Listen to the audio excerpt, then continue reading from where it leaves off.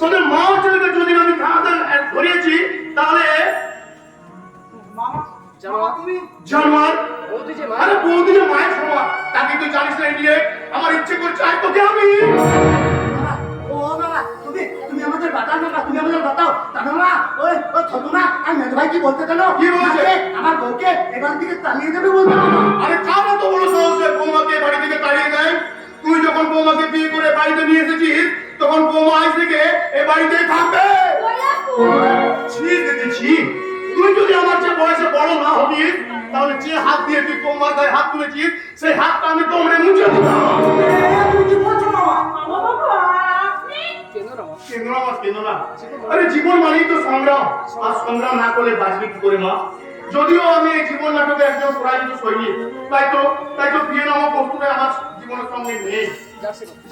যাচ্ছে কথা আর তোমার আমি কত ঘুরতে গেলাম কিন্তু এই অপ্রস্তুত অবস্থায় এসে গিয়ে তাই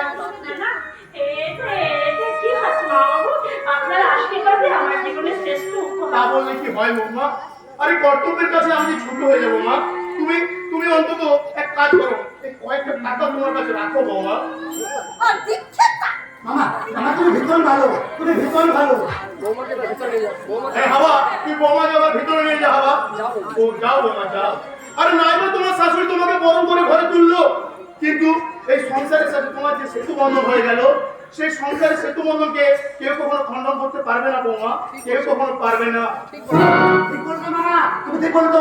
ও গো ও আমি ঘরের ভিতরে রাখছি, তুমি এসে যাবো, তুমি এসো। শোনো আমি যেখানে থাকবো আমার লোক সেখানে থাকবে।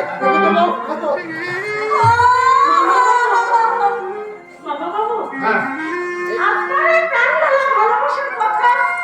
আমি জীবনে কখনো কোনোদিন করবো না বৌমা আমি কোনো কি দিয়ে খাবি দিদি? ওই 15 দিয়ে খাবি না 12,000 দিয়ে খাবি?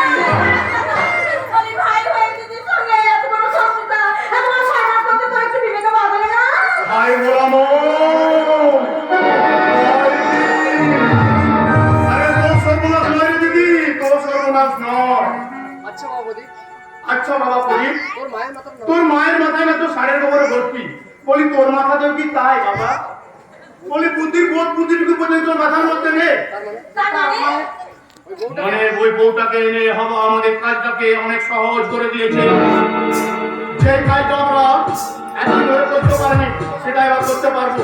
যে ইঞ্জেকশনটা আমরা ভাবলে যে রোজ দিতাম এবার তার ডবল ডোজের ইঞ্জেকশন দিয়ে বৌমাকে আর আমাকে একটা ঘরের মধ্যে ঢুকিয়ে দেবো। ইঞ্জেকশনে ডবল করবো বলে হাবা হয়তো বৌমাকে একেবারে গোলা দিবে।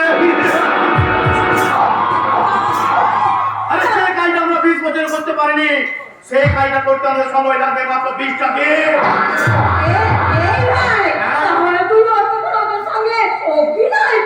হ্যাঁ দিদি সবই অভিনয় করছিলাম এবং এবার আমি যেটা করবো সেটাও কিন্তু আমি তোর ভালোর জন্যই করবো। কি করবো বাবা? তুই কারণ লাগি